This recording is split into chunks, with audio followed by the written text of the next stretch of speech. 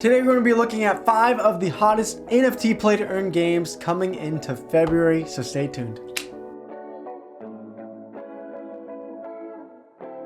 Before we jump into the first 5 games, I do want to shout out our sponsor ZenSports. They are a fiat and crypto betting app that is peer-to-peer, and they are bringing amazing esports to different NFT and play to earn games. I'm already running tournaments with them in Splinterlands. They have donated thousands of dollars worth of prizes, so some of these NFT games, if they pop off and have an esports, you just might see the name ZenSports in those games as well. Now, as far as these top 5 hottest games, I have been tracking each week playtoearn.net, CoinGecko, and dappradar to look at what are these games, giving them points based off where they are ranking on the charts. Now on this list, based on the points, we're going to give you the top 5 hottest. I'm also using my human brain to maybe add or remove certain ones that I would rather talk about, and as well games that we've already talked about like Crobata in last month's episode, or games that everyone already knows like Axie Infinity and Sandbox and Splinterlands are always on the top of the charts. We're going to ignore those to favor some new games that we can talk about for 2022. So we're going to be looking over those top 5, and I'm going to either give it a pass, I'm not interested, or an oh yes, I'm interested. Wow, that was terrible, I know, but hey, it's the only thing that I could find that rhymes with pass. The 5th hottest game is Etermon. Etermon is another game that's been on the charts pumping pretty hard as we go into February, and this is one game that actually has a demo out, so we can even play and click on the game. I've played it a little bit, but I'll just show you what it looks like. Alright, so here in the Etermon demo, you can see they're eventually going to have some rank PvP. You can form your team. I'm not sure exactly how you can do different strategies, what that's going to look like. You can level them up. Your NFTs are right here, what they look like.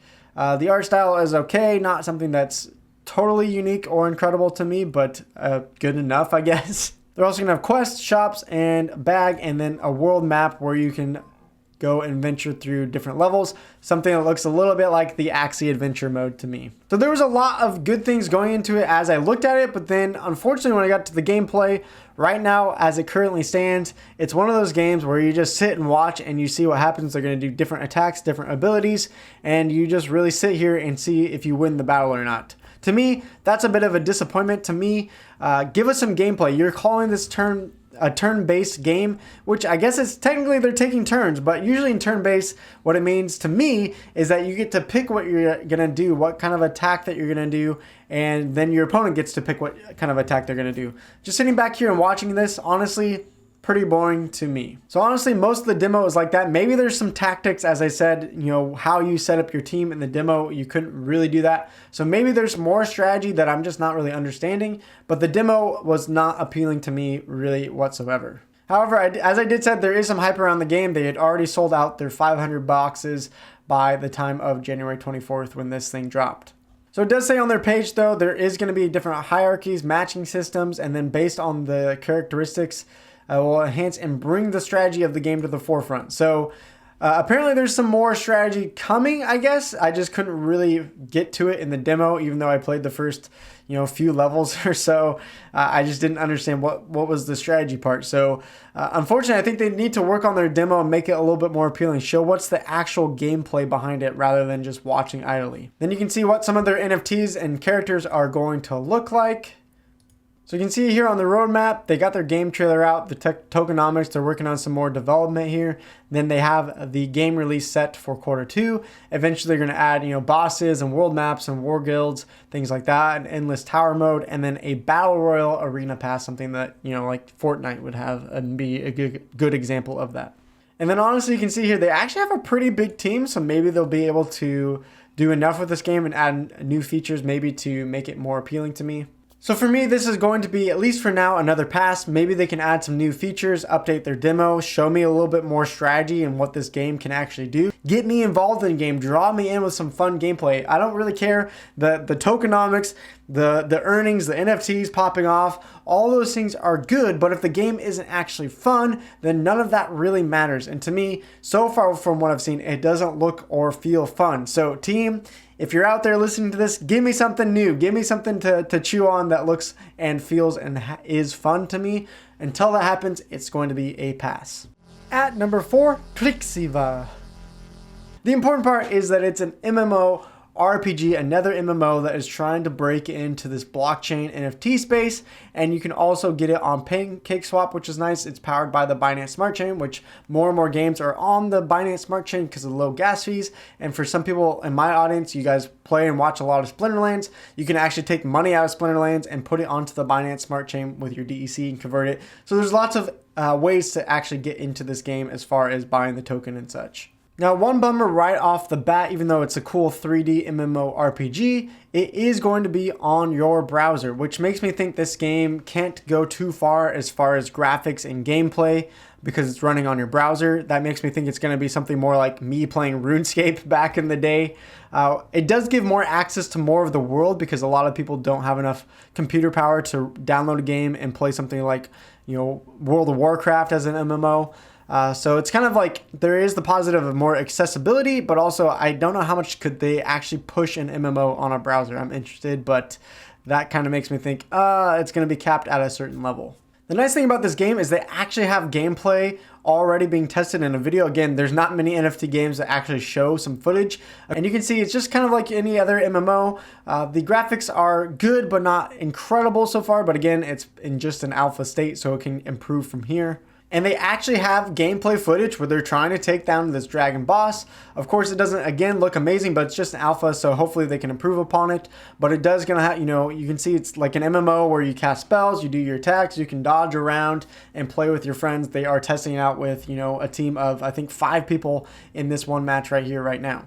So to me, right now, as I look at it, it kind of reminds me more of like I'm playing back on the PlayStation 2, but remember a lot of NFT games just haven't had the time to develop, and so we're not there into these, modern day insane graphic games, especially with a project like an MMO. So hopefully they can scale it up and maybe at least make it look like I'm playing a PS3 game and we're only 10 years behind in the space or something like that. So again, the game might not catch your eye right away, but at least it's an MMO project where I can actually see something being worked on. There's actual gameplay footage by the team, so that's pretty encouraging. And you can see MMOs, of course, they are big projects, so we're gonna have to wait some time. They are having a private pre-alpha sale, which we'll talk about in a second, to get the alpha going here in Q1. Then in Q2 is when we're actually gonna get the release of the beta public access. A concern I do have for this project is that they are a team of only 6 programmers as we speak. And for an MMO, I just feel like that's going to take a long time to develop, or maybe they just don't get enough features into the game or enough updates. Because MMOs, again, are pretty big projects and usually take a lot of time and a lot of people working on them. So don't expect this to be, your AAA next World of Warcraft that's NFT and on the blockchain.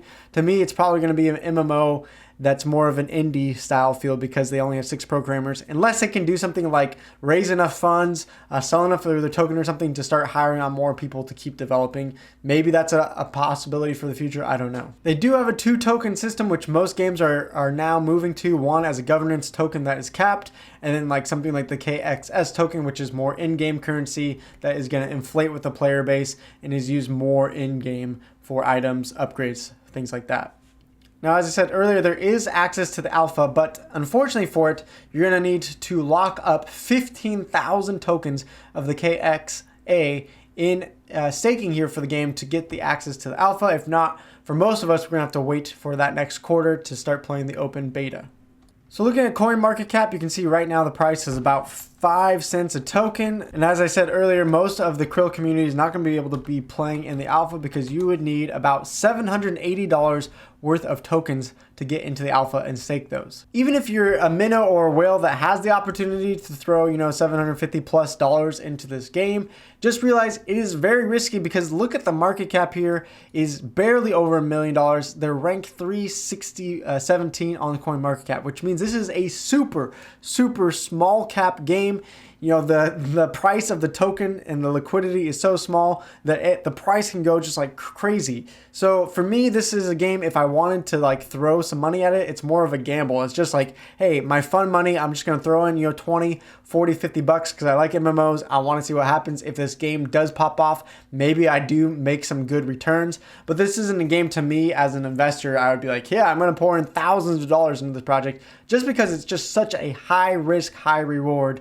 And so you got to be careful even if you really do like the project. So for me, this project is an oh yes with a question mark. There are some things I like about it. The fact that they already have some footage of the game is encouraging. Most MMOs that I've been looking at don't have that. And I really want to start to play a blockchain NFT MMO. That's one of the genres that excites me the most. The fact that it's on the Binance Smart Chain is also generally a plus.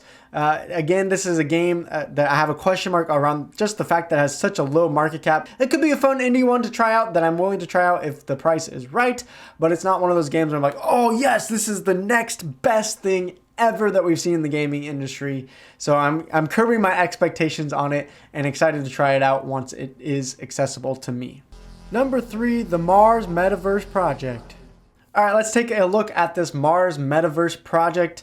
Like most Metaverse projects, they claim about having some real estate, buying and selling goods, doing advertisements, performances, and then having some games within the Metaverse. It is going to be developed on the Unity game engine, which of course, if you don't know Unity, it's made big games like Rust, and things like Cuphead are also on the Unity engine, so it's a pretty good engine. If you go to their Twitter, you can see some of the looks of this is going to be a little more cartoonish than realistic. This is their basketball court here on Mars. Let's see, what else can we find? Here's a picture. This almost looks like Borderlands to me, but I think this is just concept art for now. So here's a little concept teaser from them. Of course, this is still really early in the project, so I would imagine that it would look different, but this is the concept of it being on Mars. Honestly, it looks a little more cartoony to me, but maybe they make it more realistic over time. But again, if I'm playing on Mars, I would love it to just feel like super realistic, and the fact that they're going for, not that type of style makes me a little bit less excited about it, because I want to be on Mars and feel like I'm on Mars, Another thing that was interesting as I did the overview of this project, it really seemed like their website was more about attracting partners or advertisers, because they talk a lot about the market size, what the potential earnings could be for companies and stuff like that. And to me, it really didn't draw me in as a gamer. So that's a little bit concerning to me that they're more appealing to the businesses than actually getting people into the project. The reason why this project is probably really popping off on the play to earn charts is because they are now bringing out their NFTs, which is going to give you into the access VIP pass to the project, and they are doing that right now on the whitelist. They're also going to have OpenSea sales here on February 14th if you couldn't get into the whitelist. But unfortunately, it's a price of 0.15 ETH, which is going to price me out and much of our Krill community, because that's somewhere around 300 something dollars in crypto, which doesn't seem worth it to me.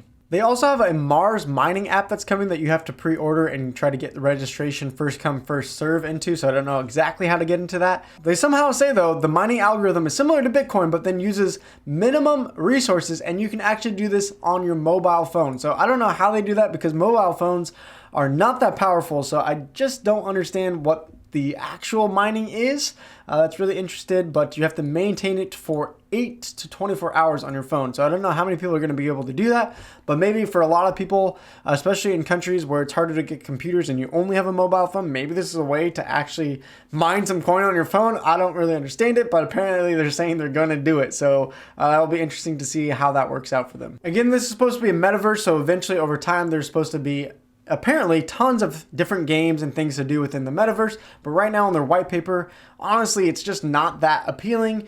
They talk about having different hobbies and sports that you can play and enter into that eventually, you can win and level up and get experience points in these. There's farming and making things. You can decorate your space, but again, not a lot of pictures, not a lot of full detail. It's just kind of throwing different things out there. Nothing about it with this small amount of information is super jumping out to me.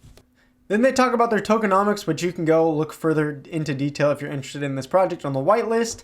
And essentially here in the governance token, they're not going to cap it at a certain amount, but they're going to only issue a certain amount per year to the different countries and the colonies on Mars. And then after year 5, it's going to decrease by that amount 20% each year. Then they have their MRST, the currency of the Metaverse platform, is going to have 50 billion. And really interesting, 40 billion of that is going to be issued for 30 years in this platform. I have never seen a bigger number looking at this project. So essentially, this project, no pun intended, is going to try to shoot the moon and essentially say we're going to be around forever. I mean, 30 years in gaming and is just a crazy amount, but they're trying to establish a metaverse that apparently people hang out for decades to come. That seems like a huge undertaking to try to make that happen. That's a big thing to try to do. And you can come see here their roadmap. Maybe it's not updated, or maybe they're just a little bit behind in some of these things. The interesting thing here is you can see how big of a project they're aiming for.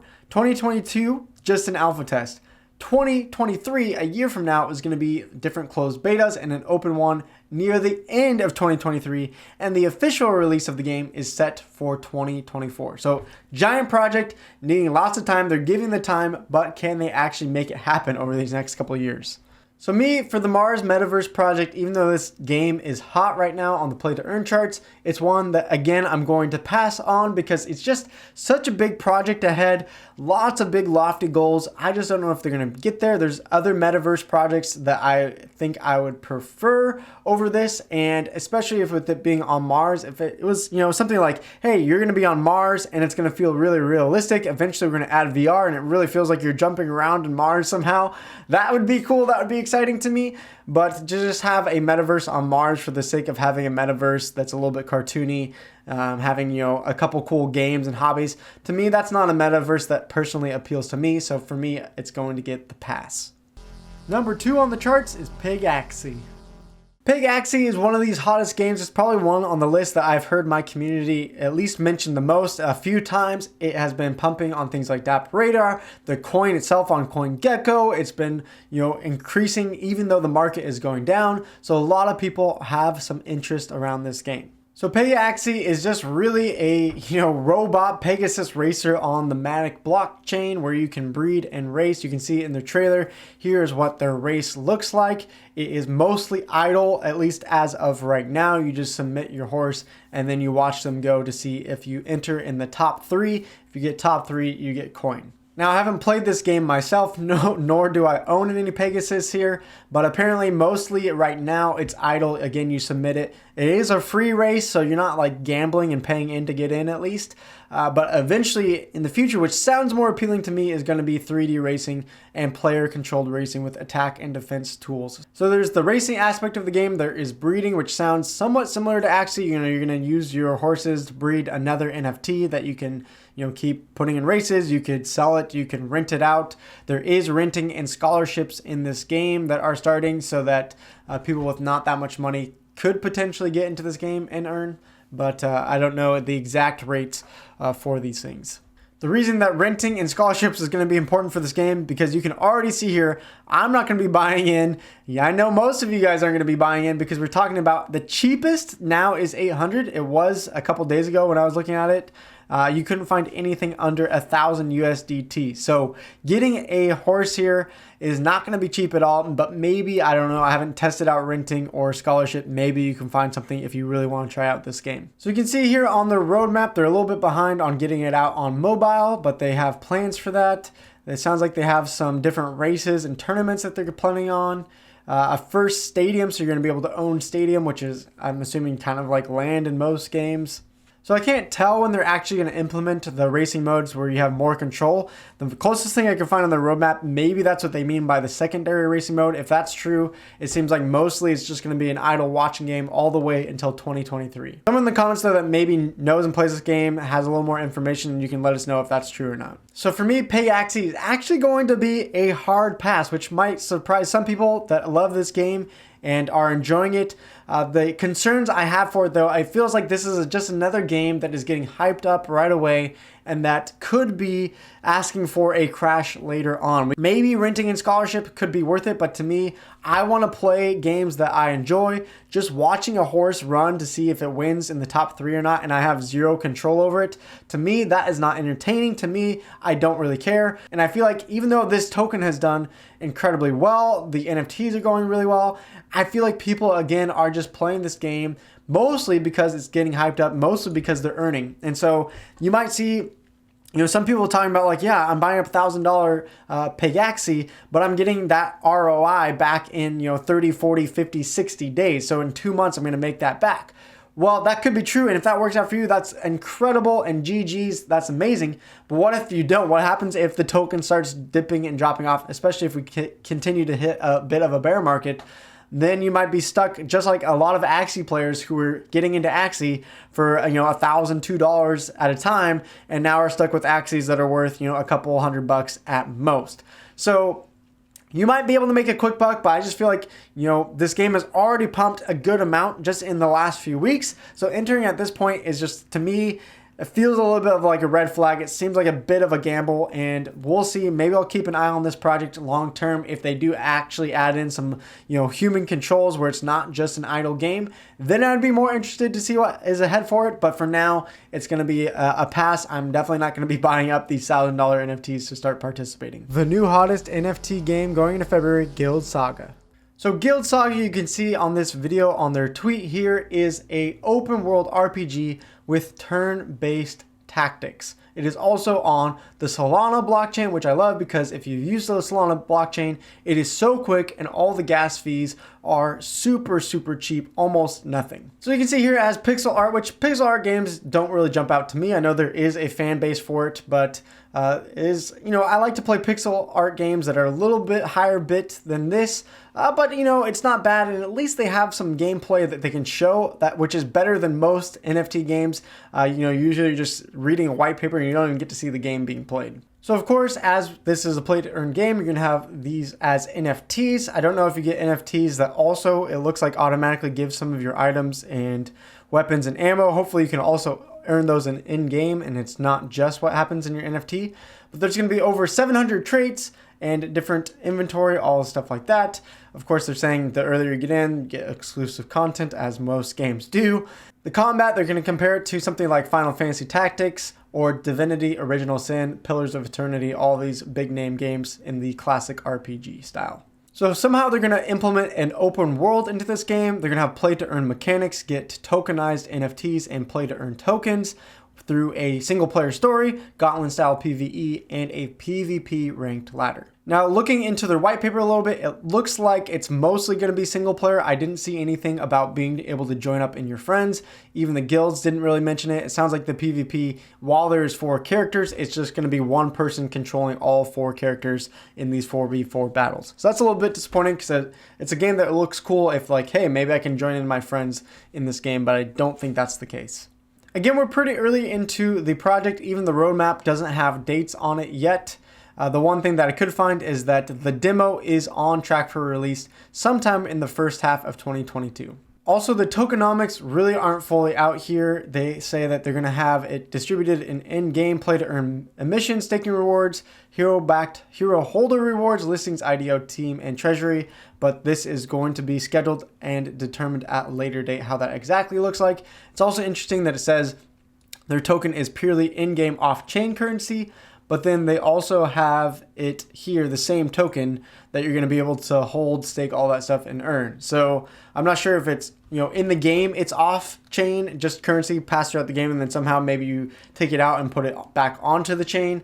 That's going to be interesting to see how they do that. The fact that they don't have much about the tokenomics and some of the roadmap dates is a little concerning if you're an investor, but at the same time, it seems like maybe it's just a game that's more focused on the gameplay and then the play to earn aspects later on the road, which I've seen other games also start to take this approach. So again, concerning if you're an investor, but if you're just like, hey, I want to play the game, that can be sometimes good news because it means often they're focused on creating good gameplay first and the economy part second. So for me, just doing an overview of this game and looking into it for about 30 minutes or so, for me, it's going to be a pass in my personal opinion. I just don't think the pixel art for me personally is speaking to me, and the gameplay, at least they have something there, which is cool and encouraging. Maybe if it's super cheap or something like that, I might try it out for fun, but I think there's other, RPG games or other MMOs coming out in the future. I know this isn't an MMO, but I would be more excited for something like an MMO where I can play with friends or viewers. So this seemingly more about single player mode doesn't speak to me too much. So for me personally, it's going to be a pass, but maybe you're saying, oh, yes.